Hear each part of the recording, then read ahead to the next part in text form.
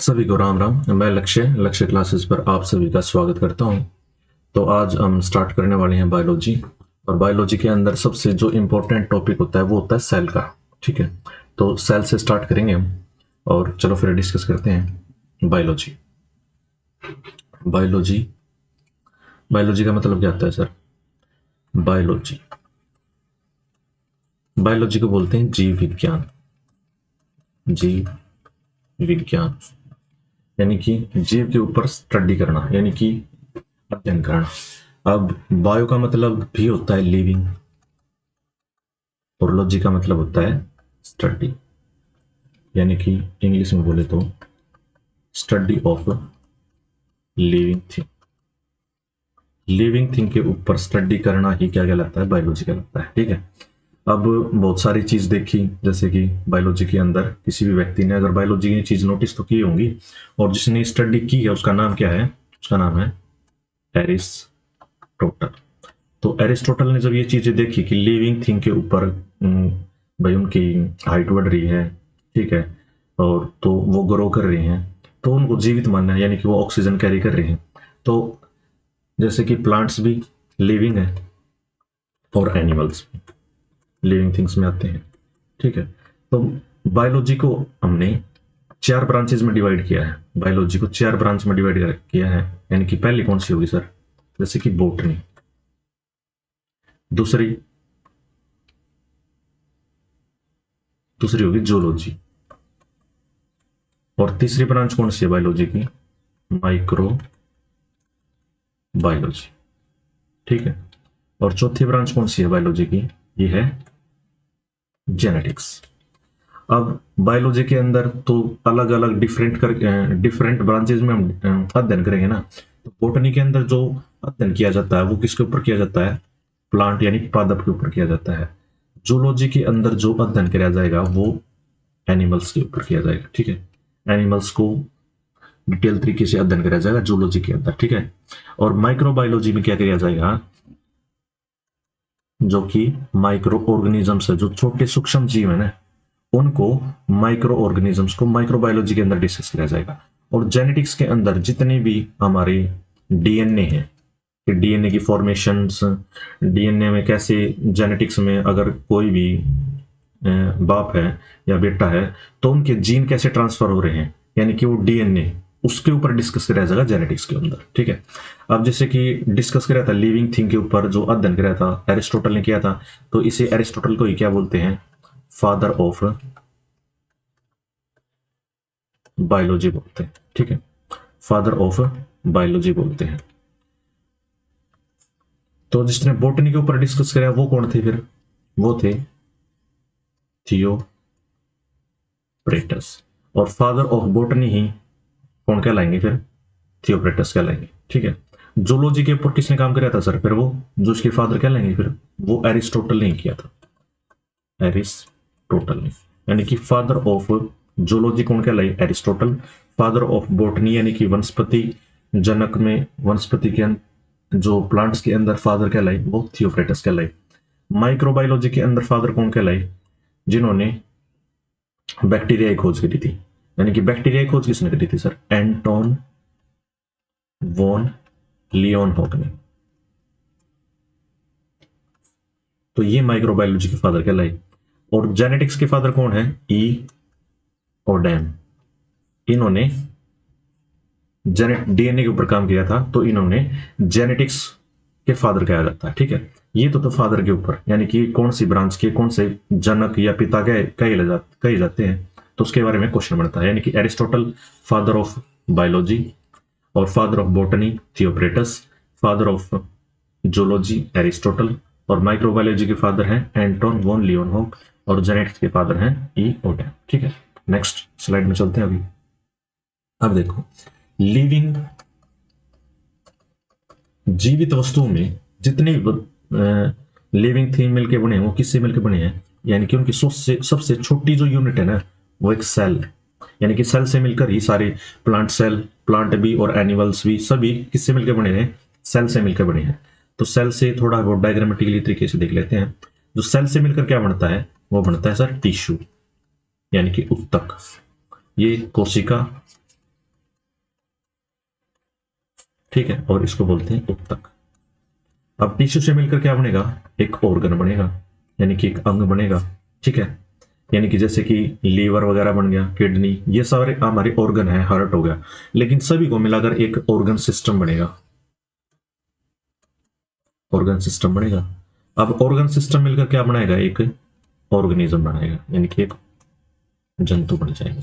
ठीक है, एक ऑर्गेनिज्म बन जाएगा। अब जो सबसे बेसिक यूनिट तो सेल थी, तो सेल के बारे में थोड़ा डिस्कस करेंगे अब। यानी कि सेल, सेल की डिस्कवरी किसने करी, सेल की डिस्कवरी करी रॉबर्ट हुक ने। कब करी सर, वो करी 1665 में। और जो ये डिस्कवरी करी थी, ये कौन सी सेल की डिस्कवरी करी थी इन्होंने, ये इन्होंने डेड सेल की डिस्कवरी करी थी। ठीक है, यानी कि सेल के डिस्कवरी करी रॉबर्ट हुक ने 1665 में, और एक वो एक डेड सेल थी। लेकिन लिविंग सेल की, यहीं पे सेल की बात चल रही, तो सभी लिविंग सेल की बात करें हम। लिविंग सेल की डिस्कवरी किसने करी, जिसने माइक्रोबायोलॉजी के ऊपर अध्ययन किया था, यानी कि Leon Hook, Anton von Leon Hook. उन्होंने लिविंग सेल की खोज करी थी, और लिविंग सेल की खोज कहां की थी, पॉन्ड वाटर के अंदर। ठीक है, और डेड सेल की खोज यहां बताना भूल गया, कोर्क सेल, कोर्क सेल के अंदर, यानी कि पेड़ की छाल में। ठीक है, ये डेड सेल थी, लेकिन जो लिविंग सेल है वो पॉन्ड वाटर के अंदर मिली थी। पॉन्ड वाटर के अंदर इन्होंने एक जीवाणु मिला था, यानी कि एक बैक्टीरिया मिला था। ठीक है, जब बैक्टीरिया मिला था तभी इन्होंने एक कहा था कि ये जीवित कोशिका है। और जो बैक्टीरिया है, जब इसकी खोज करी, तो डिस्कवरी ऑफ बैक्टीरिया भी किसने करी, बैक्टीरिया की खोज भी किसने करी, लियोन हॉक ने, लियोन हॉक। और माइक्रोबायोलॉजी की भी खोज किसने करी, लियोन हॉक ने करी। ठीक है, उसके बाद ये कब करी सर, ये 1674 में करी, वो 1665 में करी। ठीक है, एग्जैक्ट। तो अब स्टडी ऑफ सेल क्या कहलाता है, यहीं पे लिख देते हैं, थोड़ा कलर चेंज कर लेता हूं। स्टडी ऑफ सेल क्या कहलाया है, उसको बोलते हैं साइटोलॉजी। ठीक है, और स्टडी ऑफ टिश्यू क्या कहलाता है, वो बोलते हैं हिस्टोलॉजी। और सेल साइटोलॉजी। जो एग्जाम में जितने भी क्वेश्चन पूछे गए सभी उनके ऊपर डिस्कस करते चलेंगे। ठीक है, अब सेल की बात होगी यहाँ पे। सेल यानी कि जो फर्स्ट सेल थी वो हमने बता ही दिया, रॉबर्ट हुक ने डिस्कवरी करी थी। और जो लिविंग सेल थी वो एंटोन लियोन हुक ने, यानी कि बैक्टीरिया की खोज करी थी। उसके बाद लियोन हुक की बात करें तो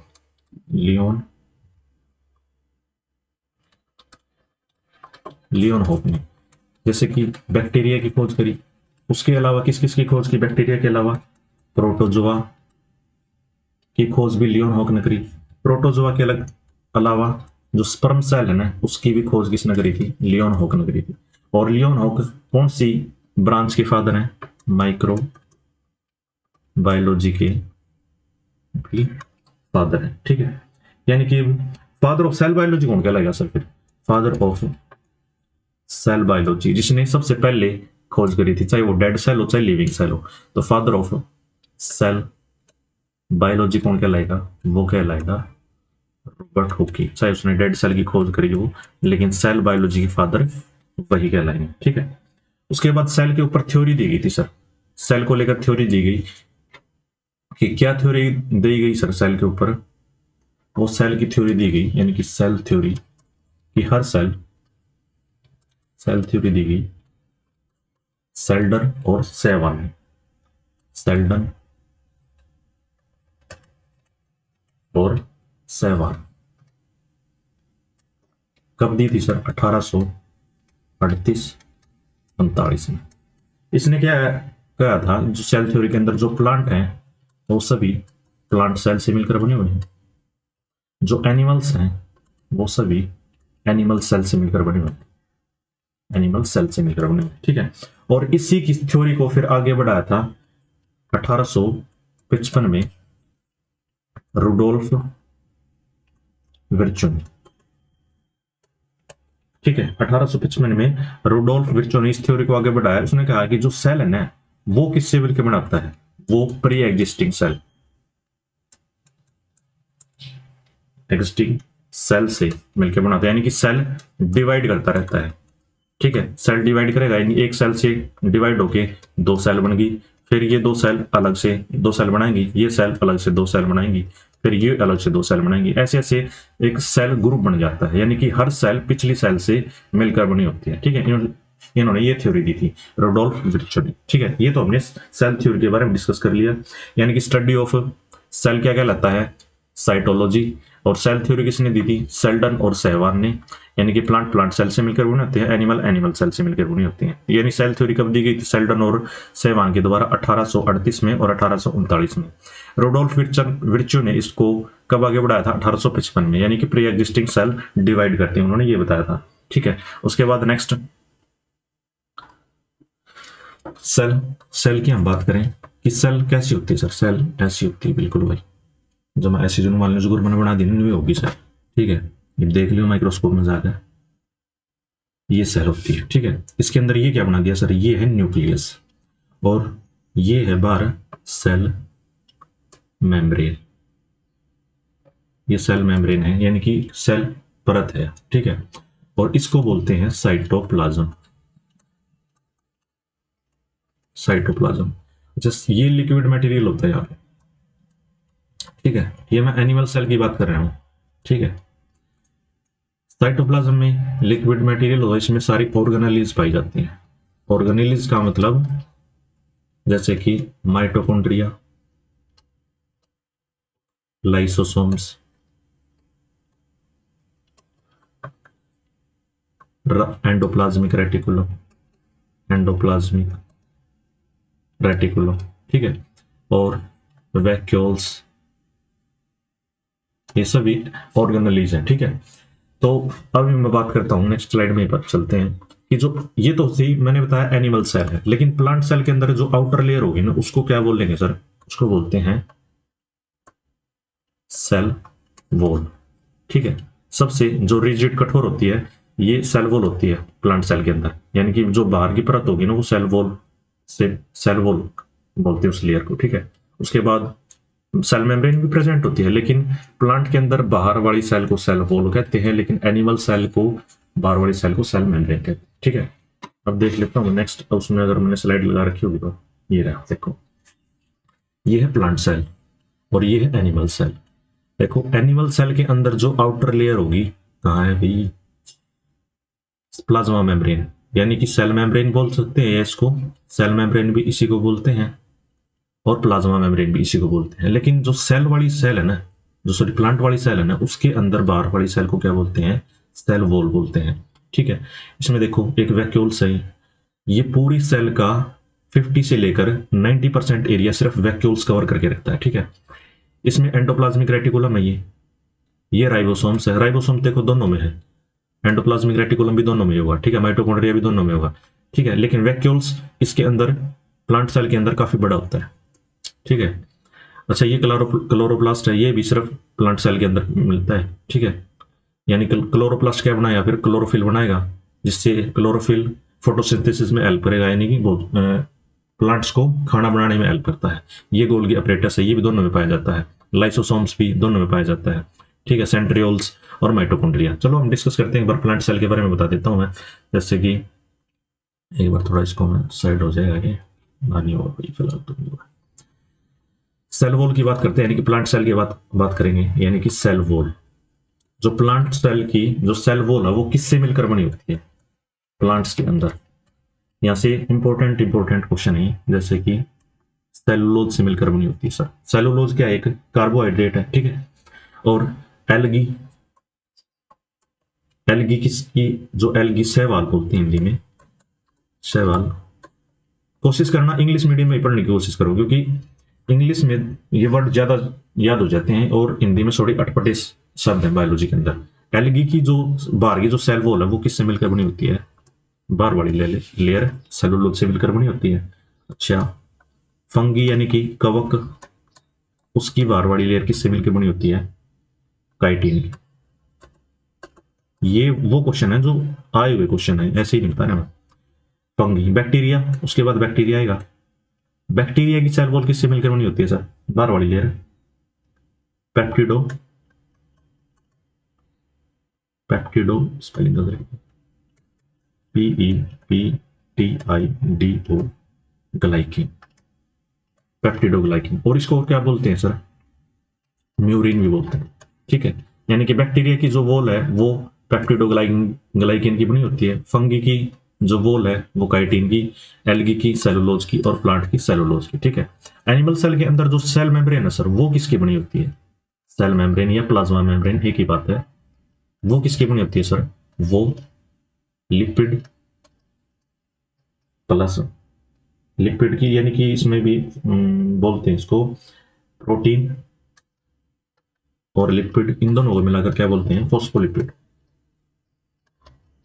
फॉस्फो लिपिड से मिलकर बनी होती है। ठीक है, यानी कि लिपिड और प्रोटीन से मिलकर बनी होती है सेल मेम्ब्रेन। ठीक है, ये तो था प्लांट सेल के अंदर, और ये है एनिमल सेल के अंदर। डिफरेंस समझ में आ गई कि प्लांट सेल के अंदर सेल वॉल होती है आउटर लेयर, और एनिमल सेल के अंदर प्लाज्मा मेम्ब्रेन या सर सेल मेम्ब्रेन बोलते हैं उसको। ठीक है, और जो इसका अंदर वाला पार्ट है, जो लिक्विड पार्ट है, इसको हम साइटोप्लाज्म बोलते हैं। ठीक है, साइटोप्लाज्म में देखो ये यहाँ पे माइटोकॉन्ड्रिया हो गया, ईआर हो गया, रफ एंडोप्लाज्मिक रेटिकुलम हो गया, ये राइबोसोम्स हो गया यहाँ पे। ठीक है, ये गोल्गी अपरेटस हो गया,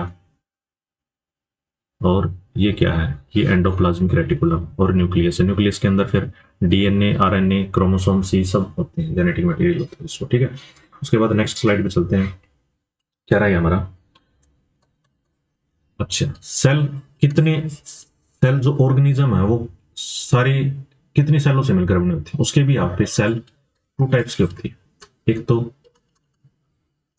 यूनिसेलुलर और एक मल्टी सेलुलर। यानी कि ऑर्गेनिजम्स के आधार पर एक तो होते हैं यूनिसेलुलर ऑर्गेनिज्म, लिख दिया यहाँ पे, और मल्टी सेलुलर ऑर्गेनिजम्स। ये क्या लिख दिया सर आपने? यूनिसेलुलर ऑर्गेनिजम्स वो होते हैं जो एक सिंगल सेल से मिलकर बने होते हैं, यानी कि सिंगल सेल का वो एक ऑर्गेनिज्म होगा, उसमें बहुत सारी सेल नहीं होती, सिर्फ एक सिंगल सेल होती है, उसी से वो ऑर्गेनिज्म बने होता है। और मल्टी सेलुलर ऑर्गेनिजम्स कौन से होते हैं? जो मल्टीपल सेल से मिलकर बने होते हैं, यानी कि बहुत सारी सेल होती हैं। इसमें एग्जाम्पल सर जैसे कि खुद हम हो गए, ह्यूमंस, एनिमल्स और प्लांट्स। प्लांट्स भी चिन्ह आएंगे सिंगल सेल में, जैसे कि जो जीवाणु होगी, बैक्टीरिया वगैरह, बैक्टीरिया हो गया, अमीबा हो गया, और पैरामीशियम। ठीक है, पैरामीशियम भी क्या होगा? सिंगल सेल ऑर्गेनिजम्स होगा। ठीक है, ये तो था ऑर्गेनिज्म के भी आप पे दो प्रकार के हो गए, यूनिसेलुलर और मल्टी सेलुलर।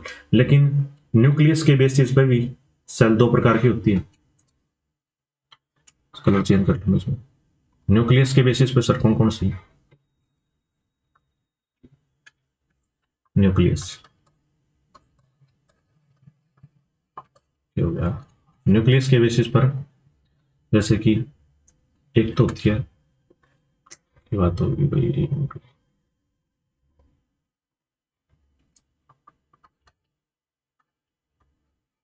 प्रोकैरियोटिक और यूकैरियोटिक। थोड़ी दिक्कत कर रहा है भाई, लेकिन लिख देगा। प्रोकैरियोटिक और यूकैरियोटिक, अगर मैंने स्लाइड में लगा रखी हुई तो मैं देख लेता हूं। ये रहा प्रोकैरियोटिक और यूकैरियोटिक सेल्स। प्रोकैरियोटिक सेल्स वो होती हैं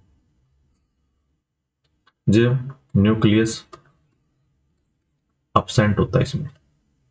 ठीक है, और यूकैरियोटिक सेल जिसमें, क्योंकि न्यूक्लियस के बेसिस पे तो डिसाइड किया हमने, इसमें प्रेजेंट होता है। absent का मतलब क्या है? कि वेल डिफाइंड नहीं है, जैसे कि यहाँ लिख रखा है कि nuclear region is not very well defined, is called is nucleoid. ठीक है, अच्छा, nuclear region is very well defined, is known as separate membrane bound organelle called is nucleus. यानी कि ऐसे कह सकते हैं कि प्रोकैरियोटिक के अंदर तो न्यूक्लियोड मिलता है, क्योंकि न्यूक्लियोइड नोट मेम्ब्रेन बाउंड नहीं होता। लेकिन यहाँ पे पूरा, जैसे कि ये न्यूक्लियस है, नहीं सेल है, ये तो होगी सेल, और ये होगा न्यूक्लियस। ये भी न्यूक्लियस के अंदर देखो बाहर वाली ये लेयर है ना एक और, यानी कि मेम्ब्रेन बाउंड है ये, तो ये सेल जिसके अंदर मिलेगी वो यूकैरियोटिक सेल्स होंगे, जिसके अंदर ये सेल है और ये न्यूक्लियस ऐसे ही, इसमें न्यूक्लियोइड का जो भी मटेरियल है वो ऐसे ही है, मतलब मेम्ब्रेन बाउंड नहीं है, तो वो क्या कहलाएगी, प्रोकैरियोटिक सेल्स। ठीक है। अच्छा, क्रोमोसोम्स इसमें सिंगल होते हैं, इसमें क्रोमोसोम्स मोर ज्यादा होते हैं। जैसे कि हम ह्यूमंस की बात करेंगे तो ह्यूमंस में कितने क्रोमोसोम्स होते हैं, 23 तो पेयर होते हैं और टोटल 46 क्रोमोसोम्स होते हैं। ठीक है, तो ये मोर देन वन हो गए और इसमें सिंगल क्रोमोसोम्स होते हैं। ठीक है। Membrane bound organelle are absent, जितने भी इस तरह की मेम्ब्रेन बाउंड ऑर्गेनेली, माइटोकॉन्ड्रिया है जिस तरह की मेम्ब्रेन बाउंड ऑर्गेनेली है, ठीक है, तो वो एब्सेंट होगा, लेकिन इसमें प्रेजेंट होंगी सारी। ठीक है।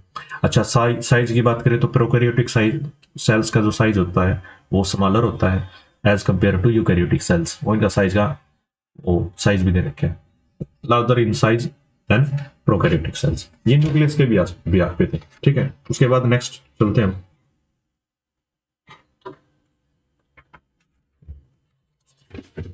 सेल मेम्ब्रेन को डिस्कस कर लिया हमने, यूनिसेलुलर और मल्टीसेलुलर को डिस्कस कर लिया, प्लांट सेल और एनिमल सेल को डिस्कस कर लिया। इसके बाद हमने ऑर्गेनेली को डिवाइड ऑर्गेनेलीज को पढ़ेंगे कि जो साइटोप्लाज्म के अंदर मेम्ब्रेन बाउंड ऑर्गेनेली होती है, जैसे कि माइटोकॉन्ड्रिया। पहला हम माइटोकॉन्ड्रिया को पढ़ेंगे। माइटोकॉन्ड्रिया अपने जिस भी बच्चे ने पढ़ रखा होगा उसको क्या बोलते हैं, power house of the cell. ठीक है, यानी कि सेल को पावर कहां से मिलती है, वो माइटोकॉन्ड्रिया से मिलती है। और माइटोकॉन्ड्रिया में क्यों सर यहाँ से पावर क्यों मिलती है, क्योंकि सिंथेसिस होता है यहाँ पे किस चीज का, एटीपी सिंथेसिस होता है, एटीपी से ही पावर मिलती है। ठीक है। तो एटीपी की फुल फॉर्म याद रखना है, adenosine triphosphate, adenosine triphosphate ATP की। अच्छा, माइटोकॉन्ड्रिया के कितने एटीपी बनते हैं सर, 36 से लेकर 38 एटीपी बनते हैं। ठीक है, एक सेल के अंदर। तो ये एटीपी ही सेल को एनर्जी प्रोवाइड करते हैं, इसीलिए इसे पावर ऑफ द सेल भी कहते हैं और इसको पावर हाउस भी कहते हैं। पावर हाउस ऑफ हो गया, यानी कि एनर्जी हाउस, पावर हाउस तो लिख दिया, यानी कि एनर्जी हाउस भी इसी को कहते हैं। ठीक है, माइटोकॉन्ड्रिया को, या पावर हाउस आए या एनर्जी हाउस हो, बात तो एक ही है। ठीक है।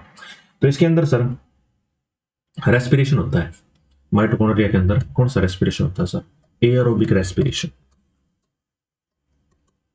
एयरोबिक रेस्पिरेशन मतलब in the presence of oxygen, oxygen की प्रेजेंस में। ठीक है। उसके बाद माइटोकॉन्ड्रिया के अंदर खुद का आउन डीएनए होता है, खुद का डीएनए। और राइबोसोम्स देखो सेल में ही पाया जाता है, लेकिन माइटोकॉन्ड्रिया में ही पाया जा रहा है राइबोसोम्स। और राइबोसोम्स कौन से, इसमें 70S राइबोसोम्स। ठीक है। खुद का डीएनए, तो डीएनए कौन सा होता है, सर्कुलर डीएनए मिलेगा इसमें। ठीक है। जैसे कि और सेल बाकी बात करें तो लीनियर डीएनए होता है, ऐसे ऐसे थोड़ा दिक्कत होगी, ऐसे डीएनए होता है। ठीक है, लेकिन इसमें सर्कुलर डीएनए होता है। ठीक है। तो माइटोकॉन्ड्रिया के बारे में पढ़ लिया हमने। Power house of the cell होता है, सिंथेसिस, एटीपी सिंथेसिस करता है। एटीपी की full form adenosine triphosphate. Aerobic respiration होता है इसमें, एरोबिक रेस्पिरेशन का मतलब ऑक्सीजन प्रेजेंट होगी। आउन डीएनए खुद का डीएनए होता है, वो डीएनए किस टाइप का होता है, सर्कुलर का। राइबोसोम्स प्रेजेंट होते हैं, यानी कि 70S। राइबोसोम के बारे में अलग से ही पढ़ेंगे। ठीक है। अच्छा, उसके बाद इसके माइटोकॉन्ड्रिया का जब लिक्विड होता है, मतलब मैं थोड़ा डायग्राम बना देता हूँ यहाँ पे, इस टाइप का माइटोकॉन्ड्रिया होता है। ठीक है। तो इसमें जो लिक्विड पार्ट होता है उसको हम क्या बोलते हैं, मैट्रिक्स बोलते हैं। माइटोकॉन्ड्रिया के जो लिक्विड पार्ट है उसको हम मैट्रिक्स बोलते हैं।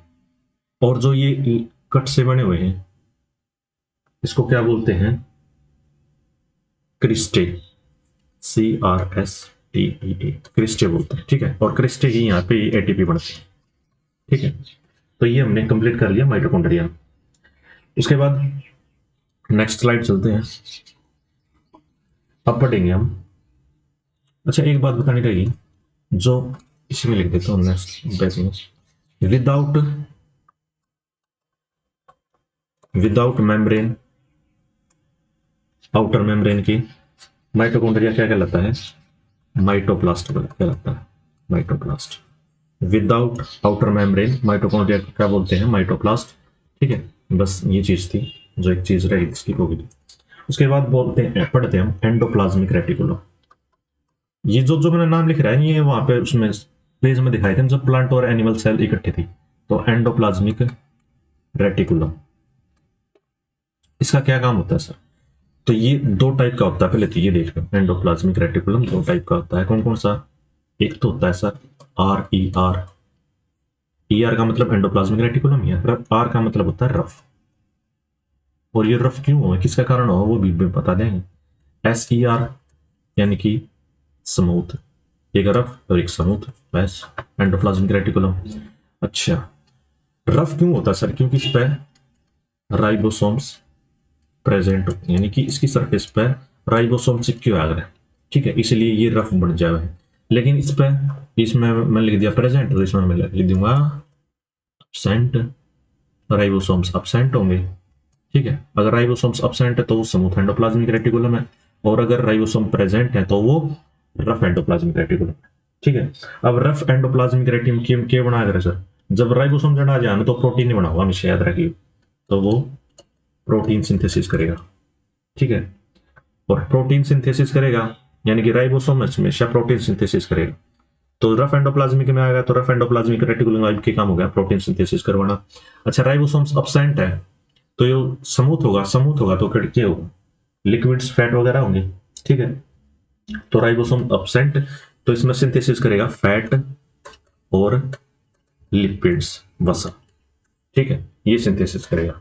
बस इतना ध्यान रखना है कि जो एंडोप्लाज्मिक रेटिकुलम है वो दो टाइप का है, रफ एंडोप्लाज्मिक रेटिकुलम और स्मूथ एंडोप्लाज्मिक रेटिकुलम। स्मूथ में राइबोसोम्स अब्सेंट होते हैं, फैट और लिक्विड सिंथेसिस करता है। रफ एंडोप्लाज्मिक में राइबोसोम प्रेजेंट होते हैं, इसलिए वो प्रोटीन सिंथेसिस करता है। ये प्रेजेंट कहाँ होता है सर एंडोप्लाज्मिक रेटिकुलम? वही बताया था, साइटोप्लाज्म में, यानी कि प्लाज्मा मेम्ब्रेन बोल सकते हैं sir ma'am, plasma membrane, writing थोड़ा बहुत बोल लो ना, वो समझ लियो। प्लाज्मा मेम्ब्रेन और न्यूक्लियर मेम्ब्रेन के बीच में पाया जाता है एंडोप्लाज्मिक रेटिकुलम, ठीक है। उसके बाद पढ़ते हैं भाई गोल्गी बॉडीज, गोल्गी बॉडीज, इसका क्या काम हो रहा है सर? इसने बोल रहे हैं post office of the cell, cell का पोस्ट ऑफिस है। बिल्कुल सर, अगर सेल के अंदर कोई भी बाहर का आतंकवाद दिया गया तो यू क्या करेगा? उसने मार, उसने पकड़ के ना बाहर ले जाएगा, ठीक है, यानी कि उसको सेल से बाहर कर देगा। जैसे कि कैसे करेगा सर? वही बताऊंगा ये कैसे करेगा। इसका काम क्या है, अगर हम लैंग्वेज में लिखना तो packing, packaging and dispatching, packaging और डिस्पैचिंग काम करना है, यानी कि उसने पकड़ के पैक करके नर सेल तक बाहर मारा देगा, ठीक है, उसका काम है गोल्गी बॉडीज का। और इसने ट्रैफिक पुलिस भी कहाँ है? अच्छा, ये बाहर लेकर जा पैक करा होगा तो इसने बोलेंगे ट्रैफिक पुलिस, जो ट्रैफिक क्लियर कराया मतलब वेस्ट चीज़ें बाहर मारा पैकिंग करके, ठीक है। उसके बाद इसकी डिस्कवरी पूछी जाती है, एक एग्जाम में डिस्कवरी पूछी गई थी, तो किसने करी थी वह? Camillo Golgi. ये तो आसान नहीं होगा जी, गोल्गी नाम आएगा आप पे याद आ जाएगा। हाँ, तुम्हें याद रखना है कैमिलियो गोल्गी। तो गोल्गी नाम जब भी आया था इसका क्योंकि इसने डिस्कवरी इससे आदमी ने करी थी, अपने नाम पर टेक दिया गोल्गी बॉडीज, ठीक है। उसके बाद और क्या करें सर? गोल्गी बॉडीज लाइसोसोम्स का भी निर्माण कराया, लाइसोसोम्स का भी क्या करेंगे? निर्माण करती है। बस मोटी मोटी बात पढ़ ली है, नीट का पेपर नहीं देना, HSSC और SSC का पेपर देना, ठीक है। तो नेक्स्ट गोल्गी बॉडीज हो गया। उसके बाद एंडोप्लाज्मिक रेटिकुलम पढ़ लिया, हम लाइसोसोम्स पढ़ते हैं। लाइसोसोम्स, लाइसोसोम्स ने क्या कहा है सर? आपने बता दिया गोल्गी बॉडीज तो post office, mitochondria, power house of the cell, ठीक है, ये सारी चीजें रह के बता दिया आपने। लाइसोसोम ने क्या कहा? लाइसोसोम्स को बोलते हैं सुसाइडल वैग, है सुसाइडल वैग। ये बात जी, ये खुद की सुसाइड कर लिया रहा, हाँ यो चीज मतलब एक्टर आदमी है, यो एक्टर आदमी क्यों कर है, इन देखो सुसाइडल वैग क्यों कहा है इसने? क्योंकि यो एक एंजाइम सीक्रेट कर रहा है। अच्छा, जाता जी ना, एंजाइम्स तो सीक्रेट कर रहा है, कौन सा एंजाइम पहले दिया देख लो, hydrolytic enzyme, hydrolytic enzyme secrete करेगा, तो फिर इसका सुसाइडल वैग क्यों करवाएगा? सुन तो ले, हाइड्रो, अच्छा ठीक लिख दिया हमने, हाइड्रोलिटिक एंजाइम क्या करेगा, मतलब अगर सेल के अंदर कोई भी बाहर का एंटर कर गया तो क्या करेगा, यू हाइड्रोलिटिक एंजाइम उसने मार देगा। जो भी कभी कभी ज्यादा मान लीजिए, यानी कि कोई भी अननेसेसरी सेल के अंदर कोई भी एंट्री कर गया तो उसने डेड कर देगा। और किस एंजाइम था, हाइड्रोलिटिक एंजाइम ने, यानी कि वो सीक्रेट हाइड्रोलिटिक एंजाइम कर रहे हैं। लेकिन एक बार कई बार क्या कराई हो, हाइड्रोलिटिक एंजाइम इतना ज्यादा सीक्रेट कर दिया है, इतना ज्यादा सीक्रेट कर दिया है कि वो खुद सेल नहीं मार दे, खुद ही फट जाए सेल के भीतर। ठीक है, ज्यादा सीक्रेट हो गया तो सेल, ऑब्वियस सी बात है, और जो चीज होगी उसके बाद वो तो फटनी है। फटने के बाद क्या होगा, ये पूरा सेल नहीं मार देगा, क्योंकि जो सीक्रेट हो जाएगा, ब्लास्ट हो जाएगा, तो फिर सेल डेड हो जाएगी। इसीलिए इसको हम सुसाइडल बैग बोलते हैं। ये मार्कर बने, ये चालन बने को लग गया, सुसाइडल बैग बोलते हैं। ठीक है, अच्छा है। फिर इसके अलावा यू एंजाइम क्या कर रहे हैं, डाइजेशन में भी हेल्प कर रहे हैं। ये भी चालन ठीक है, डाइजेशन में भी हेल्प कर रहे हैं। ठीक है, हाइड्रोलिटिक एंजाइम्स। उसके बाद नेक्स्ट पढ़ा हमें सुसाइडल बैग बोलते हैं इसको। ठीक है, अच्छा डाइजेशन बैग, अब ये डाइजेस्ट करें ना तो इसको डाइजेशन बैग भी बोलते हैं, डाइजेशन बैग। कौन लिखा गया, डाइजेशन बैग। ठीक है, नेक्स्ट स्लाइड पे देखते हैं, चल पड़े तो ये। उसके बाद है राइबोसोम्स, यार चल पड़े हुए राइबोसोम्स। हाँ जी, राइबोसोम्स के बारे में सब चीज मेन बात लगी हो, या स्मॉलेस्ट ऑर्गेनली है,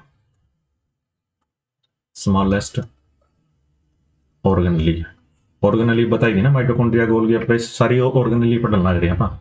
ठीक है, तो सारी ऑर्गेनली में सब स्मॉलेस्ट ऑर्गेनली आए। ठीक है, और ये मैंने बताया था जब रफ एंडोप्लाज्मिक रेटिकुलम में अगर ये चिपक गया है तो इसको क्या करेगा, प्रोटीन बना होगा। तो ये आरडब्ल्यू की अलग थोड़ी में करेगा, तो ये आरडब्ल्यू प्रोटीन ही बना होगा। इससे ने प्रोटीन बना हुआ तो इसने प्रोटीन फैक्ट्री के होंगे आरडब्ल्यू अलग है, राइबोसोम ने प्रोटीन फैक्ट्री का है। ठीक है, और प्रोटीन किस तरह मिलकर बनेगा, ये प्रोटीन भी एक चीज और होता है, याद रख लो यार, इसके अलग बताऊंगा तो अमीनो एसिड था। ठीक है, यानी कि अमीनो एसिड प्रोटीन बनाया है, और प्रोटीन सिंथेसिस कौन करेगा, राइबोसोम्स करेगा। ठीक है, यानी कि प्रोटीन फैक्ट्री बोलते हैं। नेक्स्ट फिर हम बात करते हैं, इसकी डिस्कवरी किसने करी थी सर, डिस्कवरी, हाँ पेलाडे, याद रख लो, पेलाडे ने इसकी डिस्कवरी करी थी। और कुछ बात बताने की हो सर इसमें ना भाई, और कोई बात बताने की नहीं है फिलहाल इस लेवल पे। तो बता दी स्मॉलेस्ट ऑर्गेनली है, प्रोटीन फैक्ट्री बोलते हैं, प्रोटीन बैग बोलते हैं इसको। बैग लिख दिया, लिख तो दिया था मैंने, कौन लिखा था, प्रोटीन बैग भी बोलते हैं इसको। अच्छा, प्रोटीन किस तरह मिलकर बने हुए सर, अमीनो एसिड से मिलकर बने हुए। ठीक है, इसकी डिस्कवरी किसने करी, पेलाडे ने। हाँ एक बात रहेगी भाई, राइबोसोम्स दो डाल का रहा है, एक तो 70S और एक जी 80S। अच्छा, तो 70S राइबोसोम्स कौन से हैं सर, ये कड़ा पाए जाए, और 80S थोड़ी पहले देर पहले बताया था माइटोकॉन्ड्रिया में 70S राइबोसोम्स पाए जा रहे हैं। ठीक है, तो 70S राइबोसोम्स कहाँ पाए जाते हैं, वो प्रोकैरियोटिक सेल्स के अंदर पाए जा रहे हैं, और 80S यूकैरियोटिक सेल्स में पाए जा रहे हैं मेनली। ठीक है, तो इतना ध्यान रखना है। उसके बाद वैक्यूल्स पाओगे, वैक्यूल्स तो मैंने बताया था कि भाई दिखाई दो, दिखाई देता हूँ, वैक्यूल्स वैक्यूल्स वैक्यूल्स वैक्यूल्स, यूरा, इसमें पाओ यूरा वैक्यूल्स। ठीक है, यूराइबोसोम्स रहा, और यू एंडोप्लाज्मिक रेटिकुलम रहा, यू एरिया। ठीक है, और गोल्गी अपरेटस, यो देखिए संतरिया रंग का जिसका कलर बना रखा है, गोल्गी अपरेटस का क्या काम होता है, पोस्ट ऑफिस था नहीं वो। हाँ, और mitochondria power of the cell, देखो ये तो माइटोकॉन्ड्रिया स्पेलिंग थोड़ी गलत रख दी है, कोई बात को नहीं, साइंस में साली जा रहा है। Mitochondria, power of the cell, endoplasmic reticulum दो टाइप का बताया था, रफ एंडोप्लाज्मिक और स्मूथ एंडोप्लाज्मिक रेटिकुलम।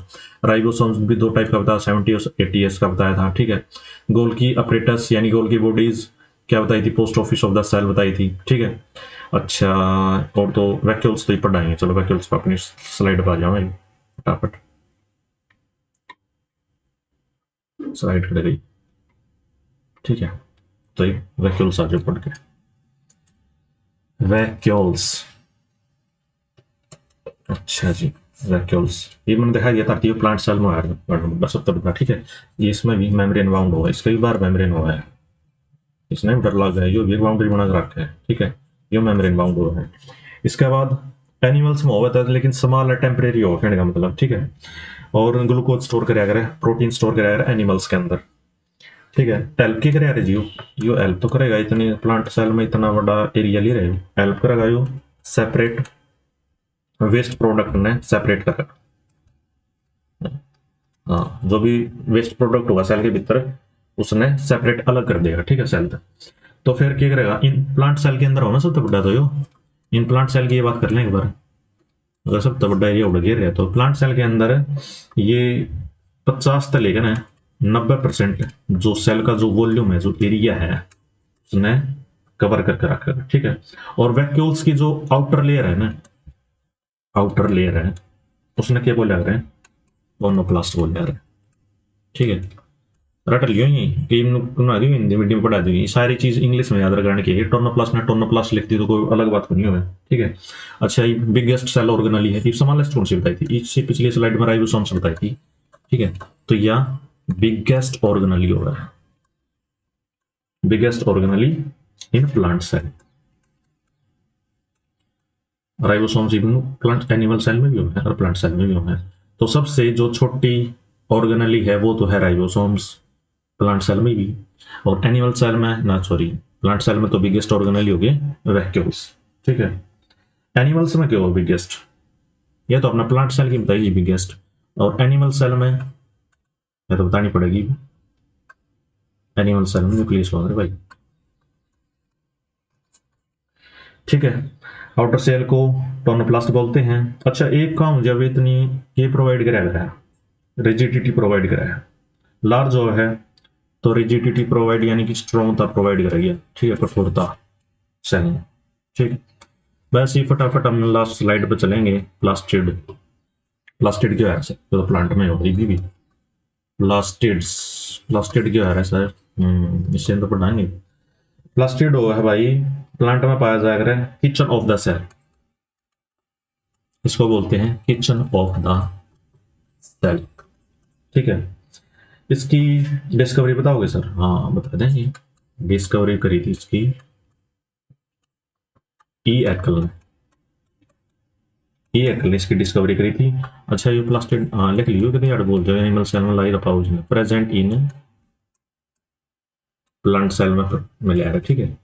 उसके बाद प्लास्टिड, अगला पेज पे लिख दो क्योंकि 3-4 नाम लिखने होंगे।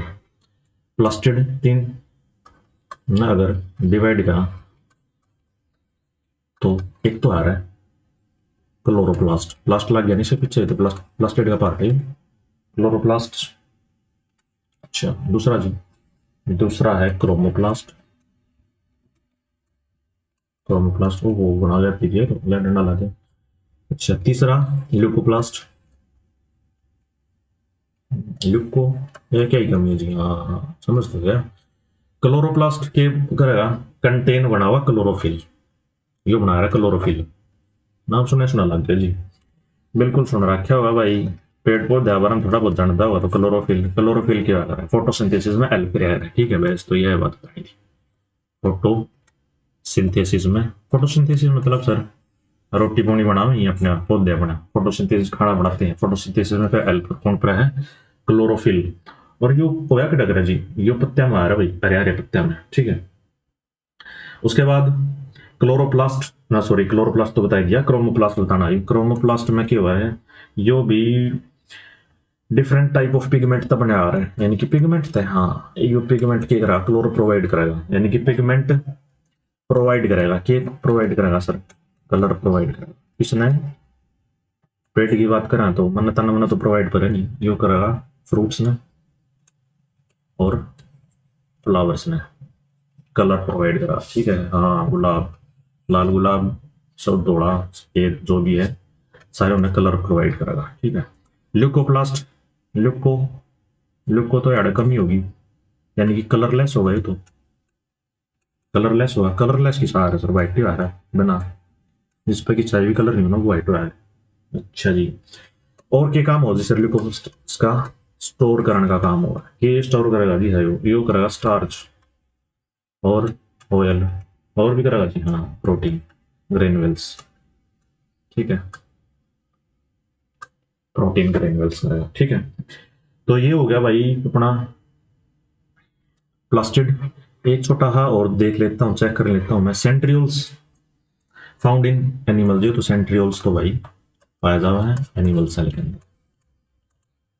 एक दो बार बताऊं, यस सेंट्रियोल्स हेल्प के रहा है, क्या हेल्प कर रहा है सर, सेल डिवीजन में हेल्प कर रहा है, सेल डिवीजन में हेल्प करेगा। एक स्पिंडल शेप बना रहे हो, स्पिंडल स्पिंडल शेप बना। ठीक है, इसकी डिस्कवरी और एक बता दूं बस, डिस्कवरी डिस्कवरी चैनल को नहीं हो, डिस्कवरी बोवरी ने इसकी डिस्कवरी करी थी, बोवरी ने। और इतना याद रखना एनिमल सेल में पाया जा रहे हैं, सेल डिवीजन में हेल्प कर रहा है, यानी कि डिवीजन के ऊपर स्पिंडल शेप में करता है। ठीक है, तो ये अपना सेल का चैप्टर कंप्लीट हो गया। मोटा मोटा तो नहीं बताया तो क्यों आओ मेरे को, यानी कि सेल का चैप्टर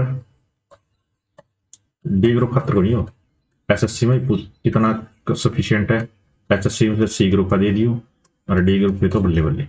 तो अपना सेल चैप्टर कंप्लीट हो गया। इसका अगला चैप्टर अपन डिस्कस कराएंगे टिश्यू। इवन आ गई हिंदी मीडियम थोड़ा अपना नहीं, क्योंकि इंग्लिश भी आ रहा है पेपर में। तो सभी को थैंक यू, और चैनल ने लाइक और सब्सक्राइब कर दियो। धन्यवाद।